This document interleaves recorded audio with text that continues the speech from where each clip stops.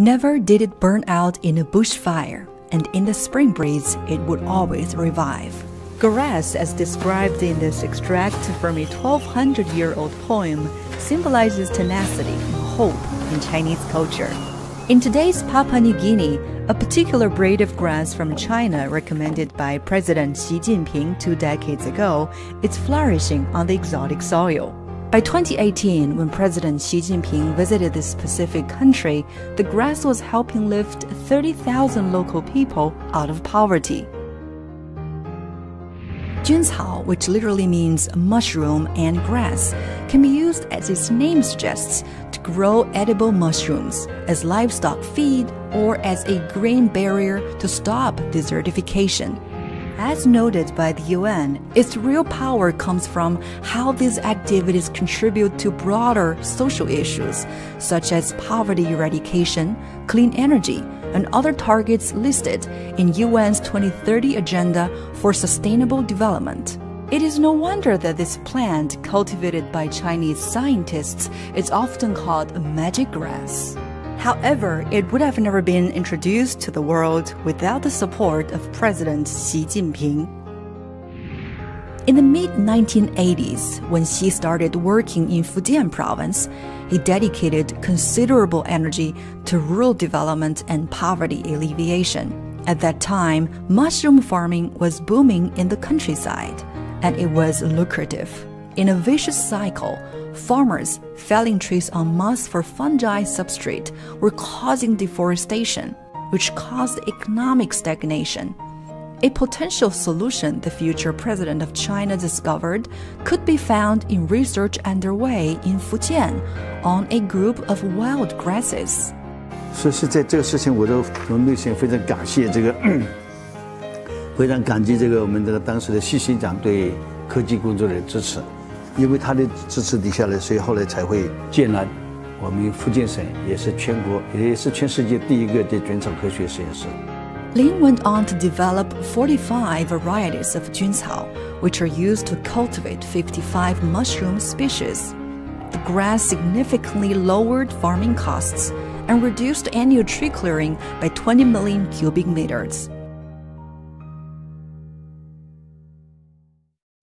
Shortly after its application, Juncao technology had been selected by Xi as part of a poverty alleviation initiative in Ningxia Autonomous Region.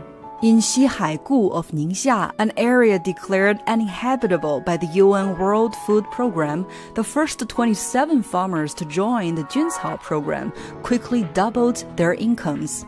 10 years later, there were 17,500 Juncao farmers across the region, each taking home over $700 more each year. 习近平总书记当年推动闽宁协作之后，给我们食育菌产业带来了机遇。福建的干部专家到彭阳来，第一站呢就看我们的菌草产业，回的时候呢也来要看一看，问问有没有需求。 The benefits of Juncao technology have been promoted or grown in over 500 counties in China's 32 provincial-level regions. Much like the way it revived millions of farmers' lives, the grass transforms once bleak landscapes. In a desert on the upper reaches of the Yellow River, the tenacious grass turned desert into an oasis. A greater plan is also announced for a 1,000-kilometer-long green barrier of Juncao along the country's second-longest river by 2021. And these changes are not just within China's borders. In 2000, Xi, who was by this time governor of Fujian, met Patty Lafanama, governor of Papua New Guinea's Eastern Highlands province. Lafanama's province in the Pacific country had a population 100 times smaller than Fujian, but suffered much more from poverty. The result of their meeting was Papua New Guinea's pilot Juncao project. I did go to Fujian province and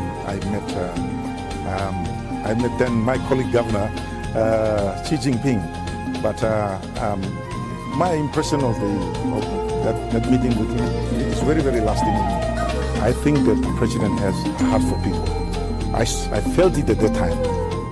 For many underdeveloped countries, Juncao technology is an affordable, accessible, and environmentally sound way to generate much-needed opportunities. In my country, Juncao technology has benefited my people. It is a good initiative by the President Xi Jinping with the invention of the better road, and using Juncao technology we can be able to improve ecology, poverty alleviation, and even to control the food security. From the island of Fiji to landlocked Rwanda, from the jungles in Brazil to the desert in Jordan, Juncao has now taken root in 106 countries around the globe. This magic grass, the symbol of hope, shows how China's concept of a community of a shared future can be cultivated worldwide.